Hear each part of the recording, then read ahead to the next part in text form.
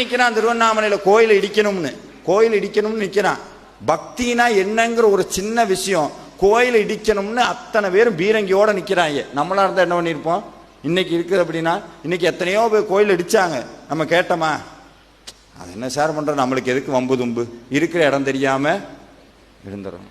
ஆனால் அப்போ அப்படி இல்லை. அப்படி நினச்சிருந்தாங்கன்னு வைங்க, தமிழ்நாட்டில் ஒரு கோவில் இருந்திருக்காது.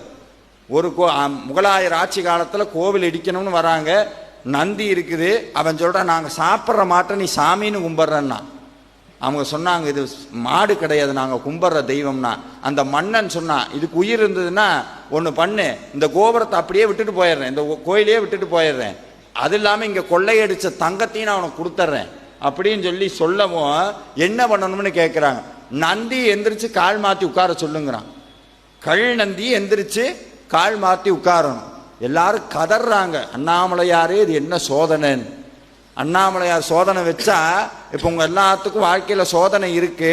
வேல்மாறலுக்கு வந்துட்டீங்க, முருகான்னு உட்கார்ந்து திருப்புகழ் பாடிட்டீங்க, வேதனையை சாதனையாக மாற்றுவார். அதே இது திருவண்ணாமலையில் நடந்தது. கல் நந்தி காதில் பஞ்சாட்சரம் ஓதுறாங்க, சாமி கல் நந்தி எந்திரிச்சு கால் மாற்றி உட்கார்ந்தது திருவண்ணாமலையில்.